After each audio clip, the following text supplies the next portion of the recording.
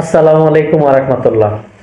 আমরা বাঙালি জাতি হিসেবে লজ্জিত। আমাদের লজ্জা পাওয়া উচিত, যেখানে বাঙালি জাতির বিজয় উল্লাস এত হিংস্র, যেখানে বাঙালি জাতির বিজয় উল্লাস এত প্রতিহিংসা পরায়ণ।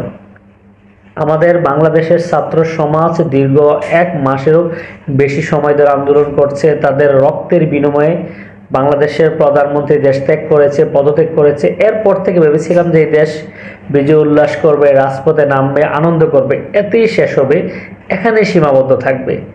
কিন্তু আমরা কতটা নীচ, কতটা হিংস্র হয়ে গেলে আশেপাশের থানাগুলা পুড়িয়ে দিচ্ছে। একটাবার কি ভাবছেন আপনি যে আশেপাশের থানাগুলা পুড়িয়ে দিচ্ছেন, পুলিশরা অসহায় হয়ে দিকবিদিক ছুটে বেড়াচ্ছে। এরপরে যদি আপনার কোনো সমস্যায় পড়েন, এরপর যদি আপনার এখানে ডাকাতি হয়, এরপর যদি আপনি কোনো প্রতিহিংসার সম্মুখীন হন, আপনাকে কে বাঁচাবে? শুধু তাই নয়, থানা তো পড়েছেন। আজকে সারা রাত আমরা যতটা বিভিন্ন সংবাদ মাধ্যমে নিউজ দেখছিলাম, বিভিন্ন জায়গায় বিভিন্ন ব্যবসা প্রতিষ্ঠানে হামলা করা হচ্ছে, বিভিন্ন স্থাপনাতে হামলা করা হচ্ছে, সরকারি ভবনগুলোতে ভাঙচুর করা হচ্ছে। যেখানে আমরা দেখেছি বাংলাদেশের মানুষ শ্রীলঙ্কাকে ফলো করেছে, শ্রীলঙ্কাকে ফলো করে গণভবনে হামলা করেছে এবং গণভবনে হামলা করে গণভবনের জিনিসপত্র তছনছ করে নিয়ে গেছে। আবার আমরা এটাও দেখলাম, আর একটু ভিন্ন চিত্র দেখলাম, আমাদের ছাত্র সমাজ এখানে আবার সেই সম্পদগুলা ফিরিয়ে দেওয়ার দায়িত্ব নিয়েছে, ফিরিয়ে আনার। এখানে একটা প্রশ্ন হচ্ছে, যেখানে আমরা বাঙালি জাতি সরকারি সম্পদ চুরি করতে, লুট করতে এতটা ব্যস্ত হই, আমাদের সরকাররা কেন এমন? আমরা জাতি যেমন, আমাদের সরকারও তেমন। শুধু তাই নয়, আমার প্রশ্ন হচ্ছে, জাতীয় সংসদ ভবনটা কার? এটা কি শেখ হাসিনার ছিল? এই জাতীয় সংসদ ভবনে হামলা, জাতীয় সংসদ ভবনের জিনিসপত্র লুট তরাচ্ছে, এরা কারা? এরা কি আসলে ছাত্ররা করছে? আপনি যদি দেখেন, আমাদের বাংলাদেশের গার্মেন্টস শিল্পকে ধ্বংস করে দেওয়া হচ্ছে, গার্মেন্টসগুলোতে আগুন দেওয়া হচ্ছে।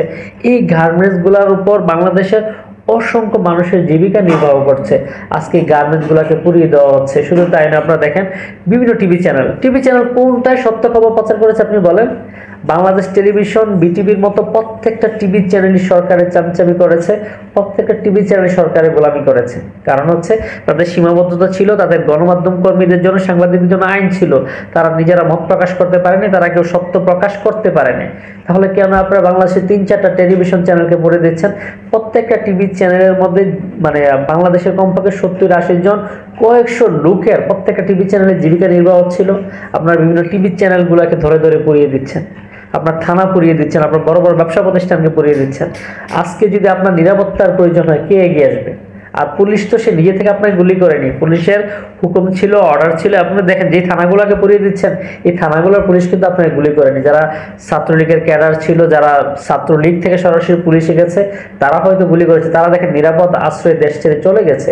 তাহলে আমরা কেন ধ্বংসযজ্ঞ চালাচ্ছি? আমরা কেন প্রতিহিংসা করছি? আমরা কেন, সংখ্যালঘুরা কেন নির্যাতিত হবে? কেন বিরোধী দল, বিরোধী মত কেন নির্যাতনের শিকার হবে? তাহলে আমরা ওই যে একটা কথা আছে না, যে কুকুরের কাজ কুকুর করেছে, কামড় দিয়েছে পায়। তো এরপরে কি আমরা আবার কুকুরের পায়ে কামড় দিব? আজকে আমরা এই সরকারকে, এই দেশের জনগণ কেন সরালো? যে জুলুম নির্যাতনের কারণে। এখন যদি আমাদের জনগণ আবার একই কাজে লিপ্ত হয়, তাহলে বাংলাদেশের মানুষ তো আফসোস করবে যে আসলে আমরা কাকে সরে কাকে আনলাম। তো আমার বিশ্বাস, আমাদের দেশের জনগণ যারা আছে, কালকে রাত বা যেই রাতটা চলে গেছে, শেষ ভবিষ্যতে আমরা বাংলাদেশের জনগণ একে অপরের প্রতি সহানুভূতিশীল হব। আমরা হামলা ভাঙচুর বন্ধ রাখবো এবং সুন্দর বাংলাদেশ বিনির্মাণে আমরা সবাই এগিয়ে আসবো।